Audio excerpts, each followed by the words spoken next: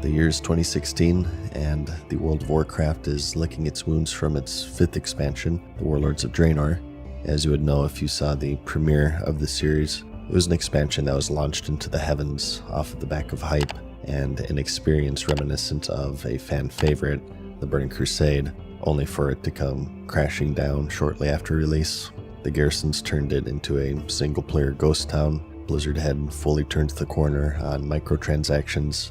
What they had once banned players for was now their business model, and a plethora of content was cut in order to make tight deadlines, and even then, patch cadence was at an all-time low. Looking back, it was no surprise that they would see subscriptions fall to levels that they hadn't seen since its initial rise back in the mid-2000s. It was a dark time within the game's history, to be sure, and the first real era where the shadow of doubt was cast over its future. With its initial release, and then its expansions, the Burning Crusade and the Wrath of the Lich King, World of Warcraft took over the world. It played a key role in the rise of social media, serving as not only the first online game for many, but even more important, their first environment for interacting with other people from across the world. Back then, the idea of that was still fresh and intriguing, and World of Warcraft in a large way was representative of that. But as the novelty of social media began to fade, so too did most MMOs, including the World of Warcraft. Combining this with a couple of expansions that had failed to hit their mark, many believed that it was now firmly past its prime and had been declining in popularity ever since the end of the Wrath of the Lich King and the beginning of Cataclysm, with Draenor serving as a new low point, while at the same time, private servers emulating these golden years were gaining in popularity. But with every end comes a new beginning, and as the reality of Draenor had set in, on August 9th, 2015 at Gamescom, Blizzard Entertainment announced their 6th expansion, Legion.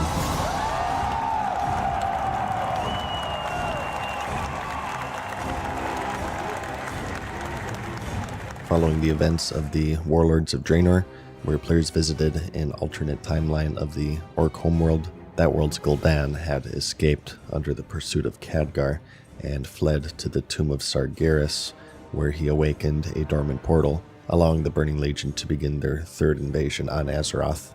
Sargeras' infinite army was awakened once more, invading locations all across the planet, with the main stage being the long-lost Broken Isles, holding elven ruins, ancient tribal lands, and even the Emerald Nightmare. The threat now bigger than ever, this would be another expansion where the Alliance and Horde would band together to face an ultimate evil, with the city of Dalaran serving as neutral ground, reminiscent in this way of the Wrath of the Lich King expansion. New features and systems were of course expected with new expansions at this point. The Burning Crusade held Arena, Heroics, and Flying, to name just a few. Wrath had a new class, the Death Knight, Siege Vehicles, and the Dungeon Finder later in a patch. Cataclysm had a reworked talent system, a new world, transmog, looking for raid. Just as how players explore new areas and dungeons and raids, they do the same with new systems and features, and Legion took it a step further in this regard, starting with the artifact system. In order to fend off the Burning Legion, players of all classes and specializations would employ the use of ancient artifact weapons to aid them. They would be chosen and designed very closely to each spec's identity, such as Alunith for the Arcane Mage, which was once the weapon of the Guardian Egwin, or of course the most popular, the Ashbringer for the Retribution Paladin, which was the holy sword once wielded by Alexandros Mograine, and then later on Tyrion Fordring. Each of these artifacts would serve as the player's weapon for the entirety of the expansion, and they could be powered up through a resource called Artifact Power. By collecting this power, players could spend points on various traits in a talent tree-like format, which not only increased their damage based off of a flat percentage, but also added various talent-like perks that had a major effect on their gameplay. The power itself could be obtained from virtually any activity: PvE, PvP, dungeons, raiding, and of course world quests, which were another new feature. As you may recall, one of the reasons why the Warlords of Draenor fell short for many was that it just felt dead. and while this was partly due to a large drop-off shortly after launch, it was made worse with the expansion's main feature, the garrison system. As powerful as it was, a major downside was that with this all-in-one feature, along with the game's various matchmaking modes, players found little reason to ever leave them, which at times made it feel like a single-player game. So, beyond the feature itself, one of World Quest's greatest effects would be that it would make the world seem alive once more. By the way of every few hours, a selection of quests would become available for players to complete.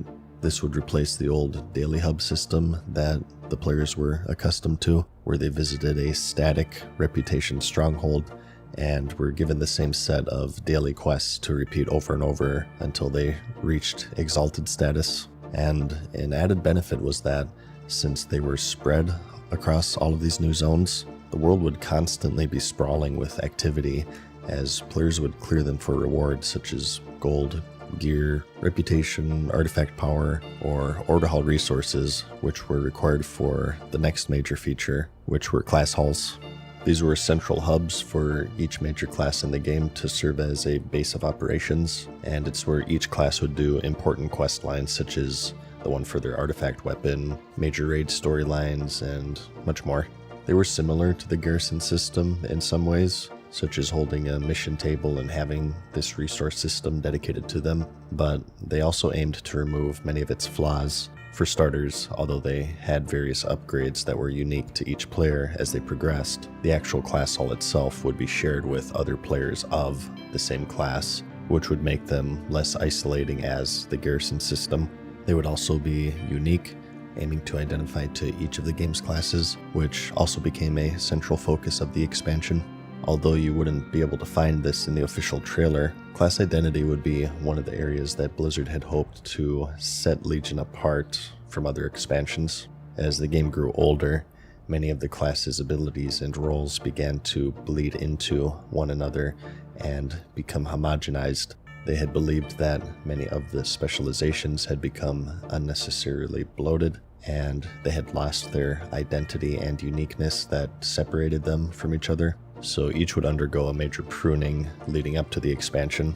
Abilities that they felt didn't fit into each of the class's fantasies were cut, or otherwise replaced with those that did, in order to make them feel much more unique and distinct from each other. Additionally, many of the now quite aged animations would also be updated.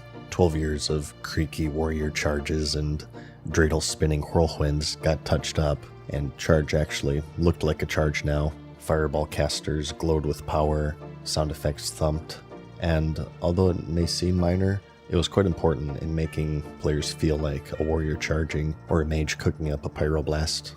And this whole class identity philosophy would be something that they attacked from multiple different angles in combination with artifacts, class halls, and also legendaries. This was yet another new feature introduced with Legion. Added to the game were a selection of ultra-rare legendary items. Some were unique to each class, others to each specialization, and the rest would be general traits that were shared to fit any class or role. The goal with these was that, along with the artifact weapons, to add another form of progression to work towards, and also customization, as although there were many to be found for each class, you could initially only equip one. Many fans of their popular Diablo series would immediately see the similarities. Similar to artifact power, you could get these for most any activity within the game. It could be a drop off of a raid boss, you could get it from a world quest, a random mob from the world, or from a Mythic Plus cache, leading us to yet another major feature, the Mythic Plus system. The final endgame for World of Warcraft ever since its launch, and for most MMOs for that matter, has been raiding. Large-scale groups, giant raid bosses, giant rooms to hold them in. It's a defining trait of the genre, but left behind are smaller group-based content, and although Blizzard had made attempts here and there to keep them challenging and relevant, such as Heroics in the Burning Crusade, or Challenge Mode in Mists of Pandaria, they wouldn't see long-term mainstream success among the player base as a viable endgame activity. In Legion, however, they aimed to change this with Mythic Plus, which was a timed challenge mode where the dungeons of the expansion could be altered with keystones, which were obtained at the end of a normal run, and These keystones would increase the health and damage of the enemies and bosses of the run, as well as adding special affixes, oddly enough also reminiscent of the Diablo series, such as enemies leaving behind damaging pools when they die, or spawn things that explode unless they're killed, to name just a few. So between the Mythic Plus affixes, legendaries, and even some choice new spells, it was quite clear that this expansion drew heavy inspiration from Diablo, with the MMORPG still serving as its core, but being supported with action RPG-like features. And the craziest thing, this was all just for the start of the expansion, and it wasn't even everything, as Legion also saw the release of a new class, the Demon Hunter. This would be their third new class added to the game. Demon Hunters are the dark, vengeance-driven warriors who have sacrificed much to gain the power to fight against the Burning Legion, playable as Night Elf or Blood Elves, and aesthetically they stand out with their fell-tattooed bodies and glowing eyes, and jagged warglaives, which was a weapon type that was long rumored to be hidden in the game, but now a reality. Mechanically, they were known for their high mobility and a thematic focus on harnessing chaos and fell energy with two specializations, Havoc, which was DPS, and Vengeance for tanking. Both used a unique resource called Fury, which powered their abilities and is generated through attacks or specific skills. The DPS spec, Havoc, focused on fast and acrobatic attacks and dealing high bursty damage, especially in their rotating demonic form, and was overall a very mobile spec with abilities such as dash and their double jump. Their tanking spec, Vengeance, on the other hand, traded mobility for survivability and also mitigation while still dealing respectable damage. Like Havoc, they can activate Metamorphosis to become more durable, which would give them more health and additional defensive tools, and their playstyle revolved around balancing self-healing, crowd control, and absorbing damage to protect their allies. And PvP wasn't the only area to see change, as it was Legion is when they revamped PvP by adding the honor level system, where players could earn non-decaying honor to increase in rank and earn rewards. This was a huge modernization, and along with the animations and graphics and other supporting systems, the game as a whole was moving into a new direction and attempting to pave the way of what a modern MMO should look and feel like. So, at a glance, this is one of the most feature-heavy expansions ever. The responses, however, were mixed. Many awaited with optimism and excitement, as was common with any Blizzard release at this point still, but after the Warlords of Draenor, a portion of the fanbase was understandably skeptical. Between the cut features and an ever-growing influence of RMT, promises were failing to be fulfilled quite regularly at this point, so the trust levels between Blizzard and their fanbase was certainly weaker than their earlier years. And even worse, leading up to it, the game had been suffering from one of its worst content droughts to date. 13 months separated the final patch of Draenor and the release of Legion. It was clear, at this particular point in time, they were failing to follow through, so although Legion seemed quite shiny and exciting, many players would ask themselves how much of it would actually see the light of day, and at what pace would it be delivered and followed up on. But only time would tell at this point, and there was just one question left. Was Legion worth the wait?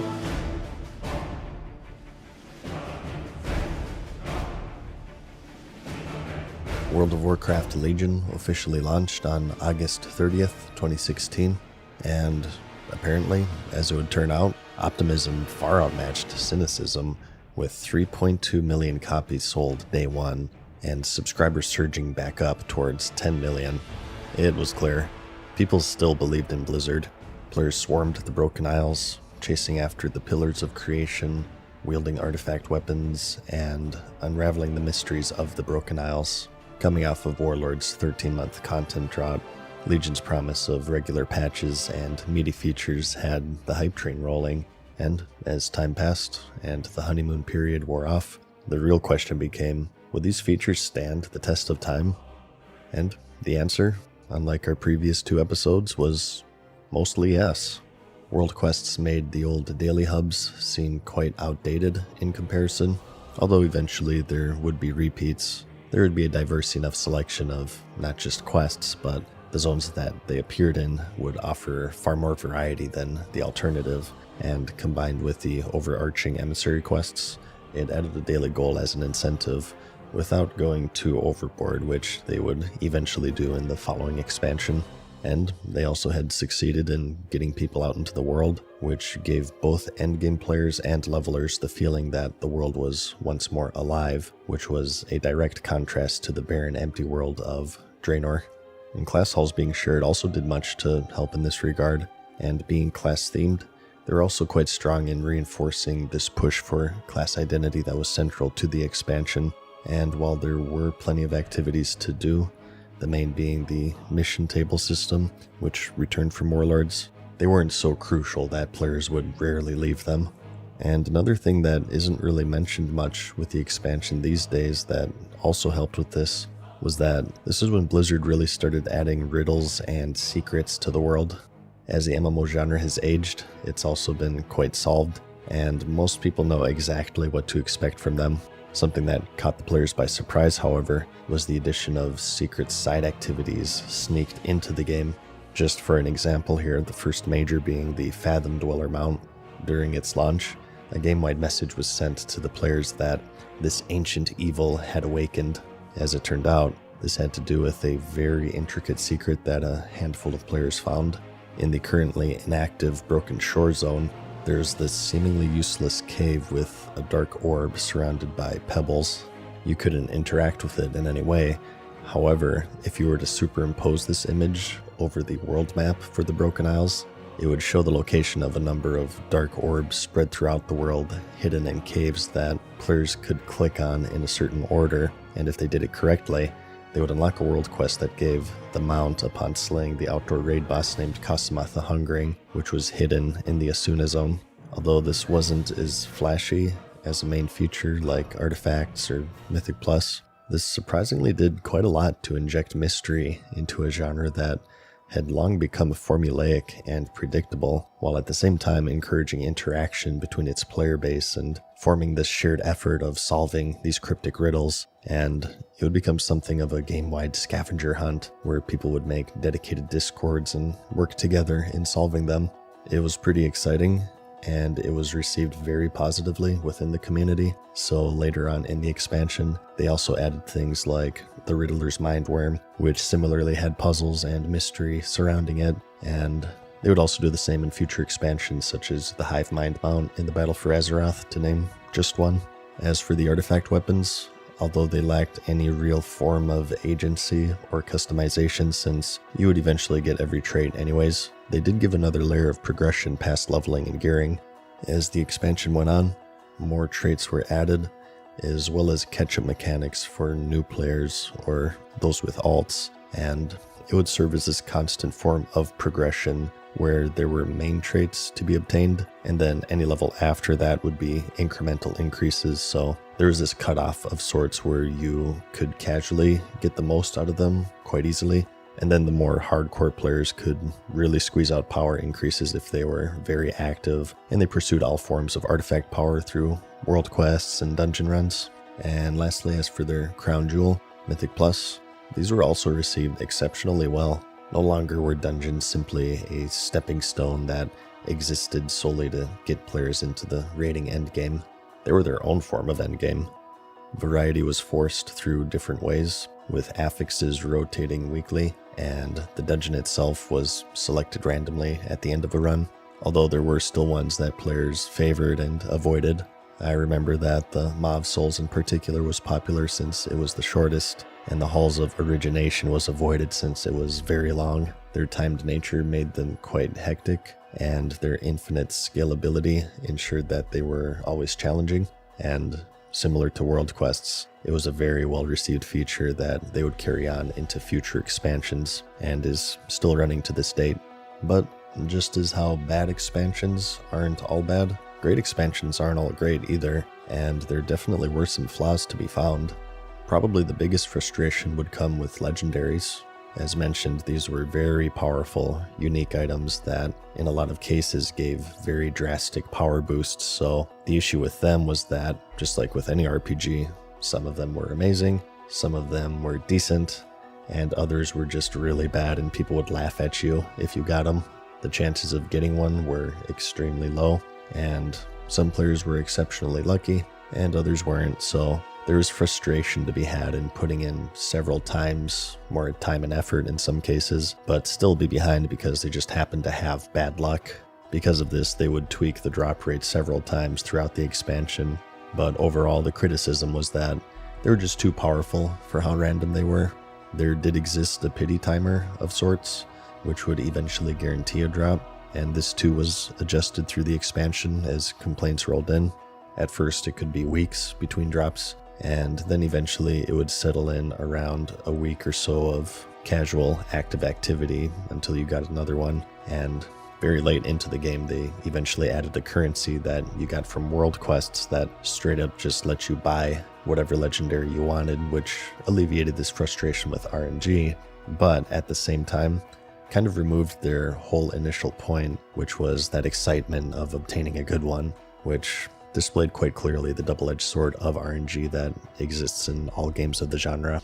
But from the beginning, the question was, how much is too much? In the case of legendaries for Legion, the general consensus was that it was too much. Speaking of RNG, there were similar frustrations with Titan Forging. This was a loot system that was first introduced in the Mists of Pandaria as Thunder Forging, where items had a chance to roll a higher item level randomly.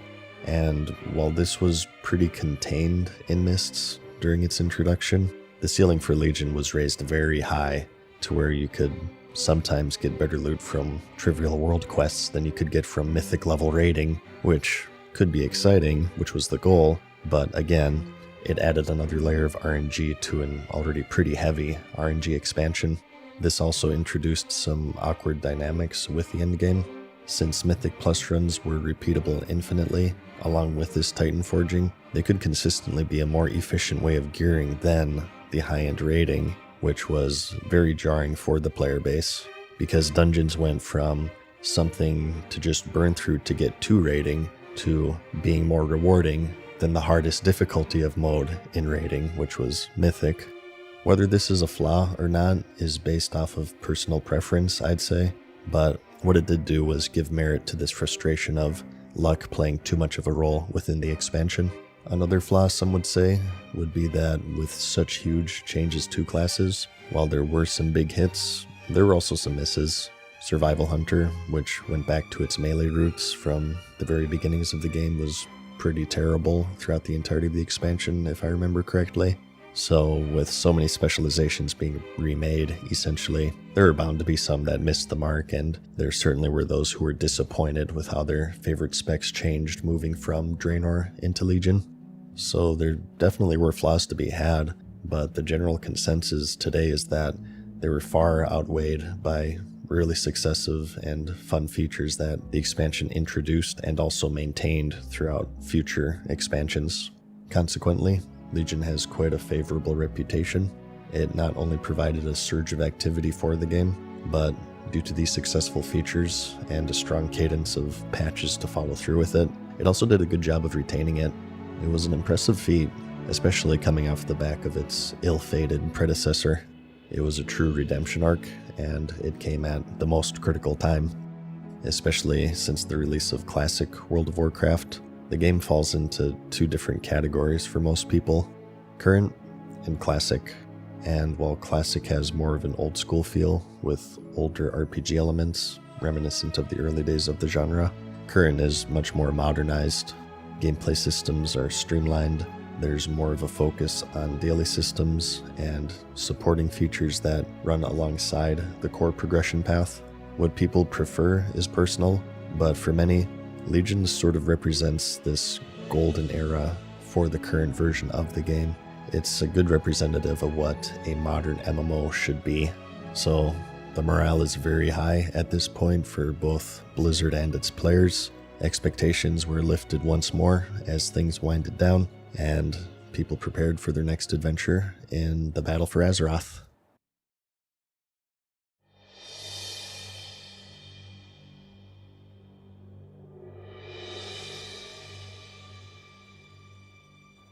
Thanks for watching my video. So this is the third in the series, and the first of the greats. Like I mentioned in previous episodes, I want the series to cover both the best and the worst that the genre has to offer. I think for the next episode, we're going to take a step outside of World of Warcraft for a moment. My plan is for this to be a fairly long-running series, and obviously we only have so much to work with within the realm of Azeroth, but I hope you kind of have a good idea of what I'm going for at this point. As always, let me know what you think, and if you disagree with the verdict or anything I've said in this video, I'd like to see your reasoning if you personally thought that Legion missed the mark. But other than that, like the video if you liked it, and I'll see you in the next episode where we will be exploring a whole new world.